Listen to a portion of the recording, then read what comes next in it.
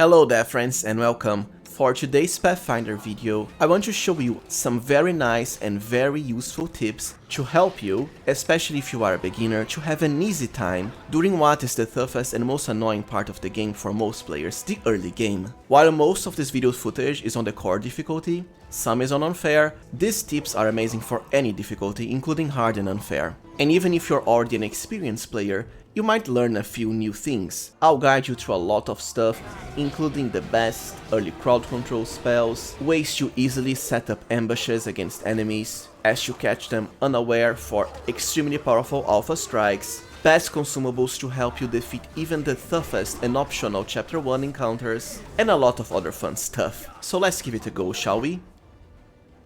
So the first tip is cantrips are your friends. For those that don't know, cantrips are the so-called level 0 spells. Divine casters call them orisons, but they're the same thing. The unique part about them is that they actually have infinite uses. You can cast every single cantrip you have as many times as you want, without resting. There is really no limit to them whatsoever. For divine casters, two of these cantrips really stand out. The first is Guidance, which grants any ally a +1 competence bonus to a single attack roll, saving throw, or skill check. This is actually a pretty big boost early game, as your attack roll value won't really be high, you'll still be missing out a lot of bonuses from gear and so on. Plus you'll mostly be limited to just a single attack per round as well, so this extra +1 from Guidance can be of great help. Especially, as I said, you can cast it on every single one of your party members before battle starts for a quick boost to attack rolls.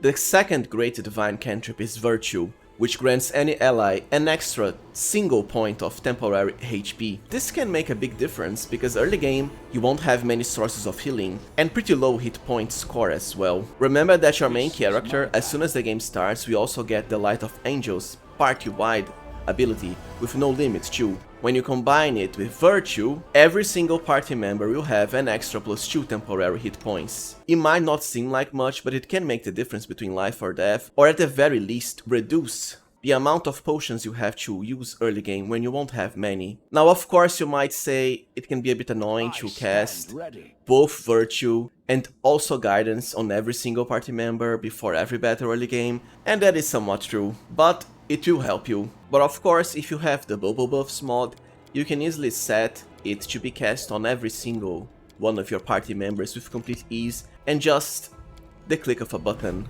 The last interesting cantrip is Resistance, which grants your party a +1 resistance bonus to saving throws. For a whole minute, there's no limit to this, unlike Guidance, which is applied once per check. As usual, it can help a lot early on. But since Resistance has a more niche use than Virtue and Guidance, I think it's a bit overkill to use if you aren't casting it automated from Prebuffs. The second tip, and honestly the one I think makes the biggest difference of them all, is how to properly set up enemy ambushes. Believe me when I say that if you do this the right way, you'll get such a powerful alpha strike on the enemies that they'll be mostly either outright killed before battle even starts, or left severely crippled just at the first round. That's how good this can be. The best way to do this is first head to the game options and then under auto pause, turn paused when an enemy spotted you on. This way, whenever you first encounter an enemy, the game will automatically pause for you. So we have already spotted the enemies, but they are yet unaware to our presence. Now here's the very important part. What you want to do is charge with every single one of your melee characters. The tanks coming ahead of you, of course, so the enemies focus on them first, in this case my pets. Ideally you would split your charge targets to cover more of the enemy group. For example, with my dog here, I'll get the wizard, the other dog can get this other wizard to the side, and SEELAH, because her speed is limited by her armor, she has less charge range, so I'll go for the Baphomet cultist here. All that's left is our main character, and as far as LANN, who is a ranged character that cannot charge, you can already select a target for him. So here's what's going to happen. Battle has now started, you can hear it from the music in the background, and basically almost all of our characters have already charged at the enemy, completely bypassing their initiative rolls. Both my dogs have already attacked the enemy, SEELAH has already attacked the cultists here and killed them. All that's left is the single wizard enemy out of 4. And here's the fun part.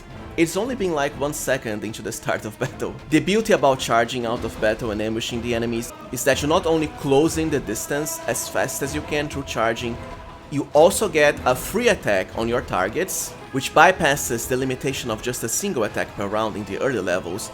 Because here's how it goes. We got a free attack from this ambush, but when your character's initiative actually comes, is when they'll get their true, let's say, normal attack during battle. So you actually get 2 attacks at the first round of combat. And here's the other amazing part. Because you attack the enemy so fast, pretty much before battle starts, you can also catch them flat-footed before their initiative has actually come into play.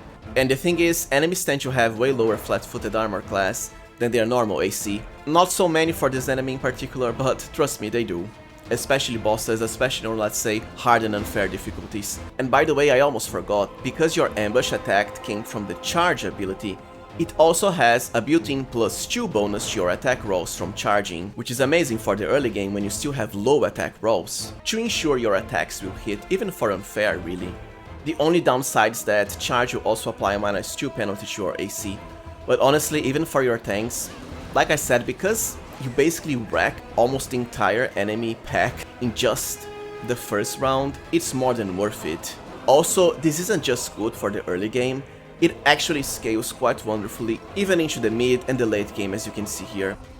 Now here's another very interesting tidbit. You can actually combine this powerful charge ambush with ability uses too. For example, this cultist champion has extreme armor class on unfair, 27 despite being a lone enemy on the very starter dungeon of the game. So it's definitely in your best interest to have Cam cast an Evil Eye to reduce its armor class. But what we're going to do is ambush the enemy with Evil Eye, so we do it while all our characters can still attack, while also doing our charge ambush at the same time.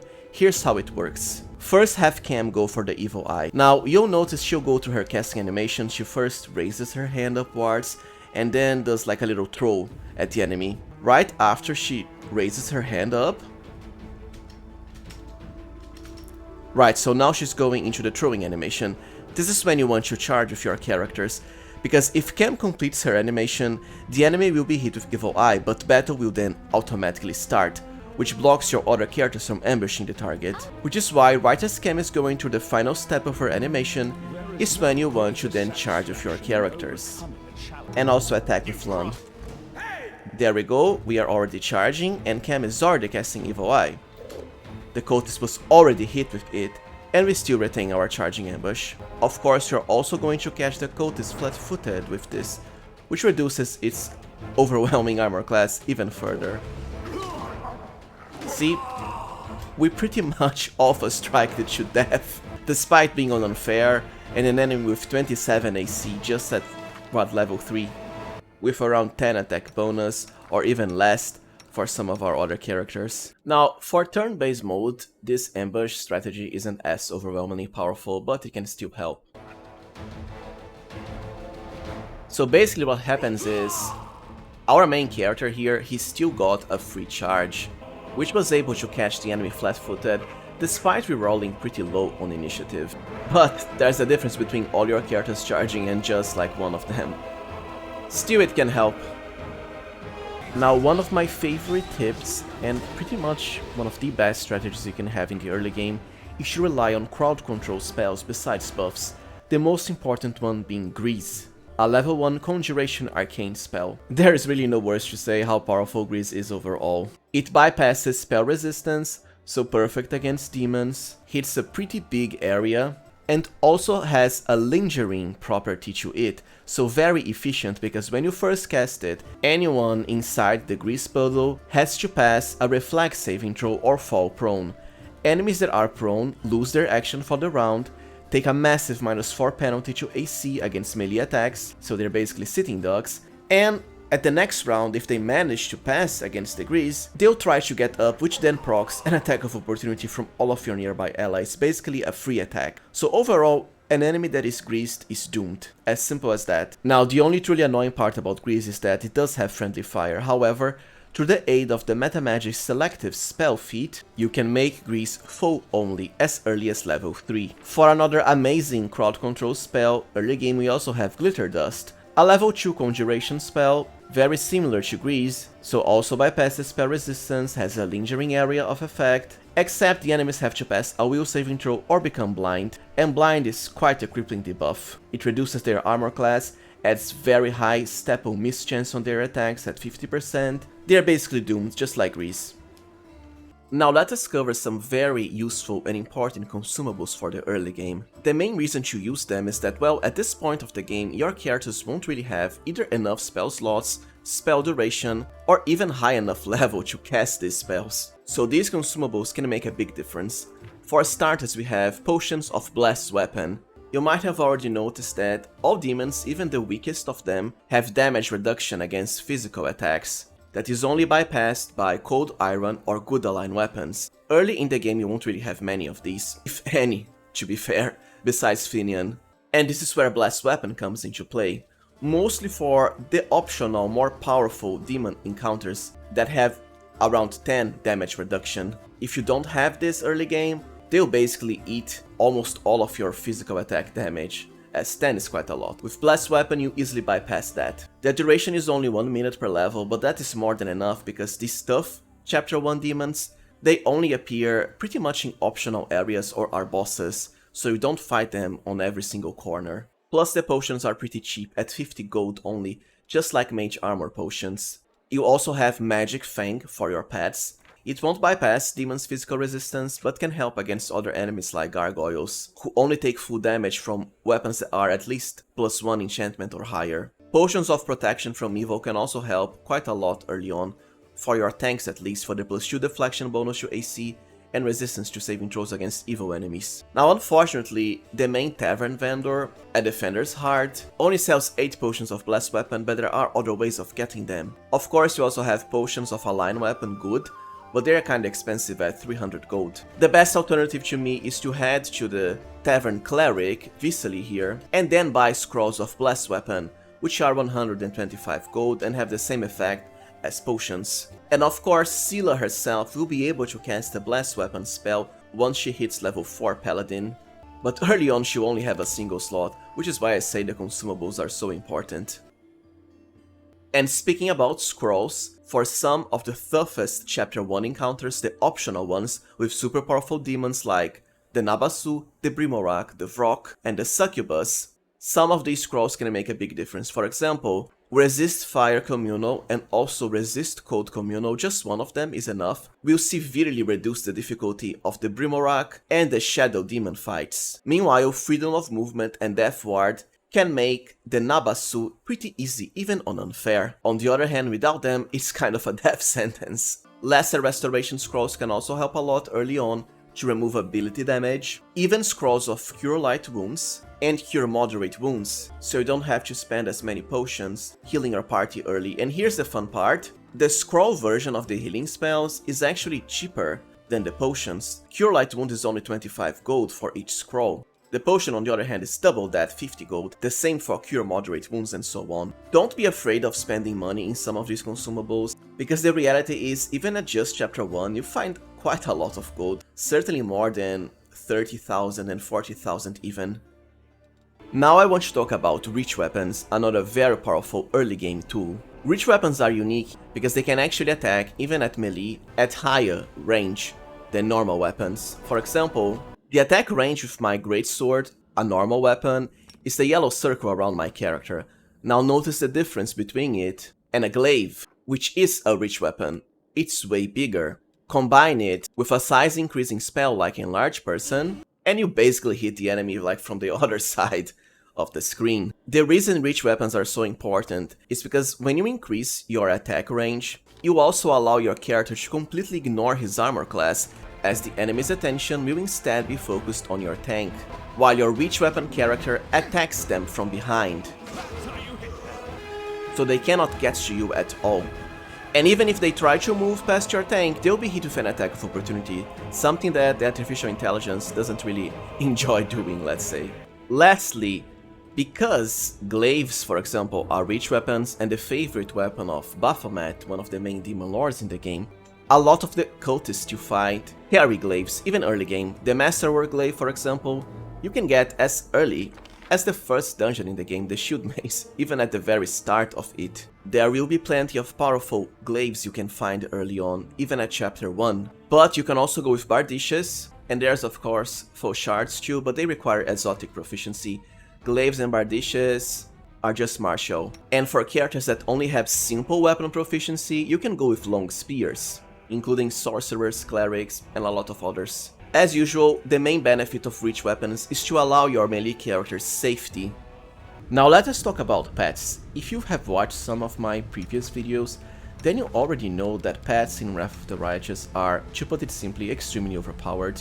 They can do pretty much everything except cast spells. They have numerous attacks per round, high damage, amazing armor class which makes them perfect tanks with zero investment, great saves, absurdly high physical stats, and can even crowd control on hit for the tripping pets. Now, I already have an updated pet guide for the Enhanced Edition that you can check here, where I explain everything about pets in depth. But to put it simply, they are pretty much almost as if having an extra party slot. That's how good they are. And it's not just, you know, cherry-picked, ultra buffed pets at the end game pictures here, because the reality is pets are amazing in all of the parts of the game, especially for the early game where your characters will be lacking in power. Take a look at this leopard at just level 2.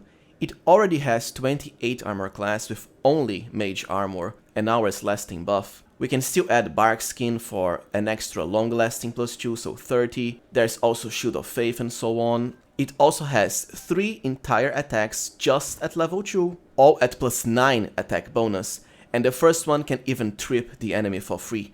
It doesn't really get any better than that, at least not so early in the game. Enter level 3 and you'll already have 30, because pets gain super high scaling when it comes to armor class and physical scores too.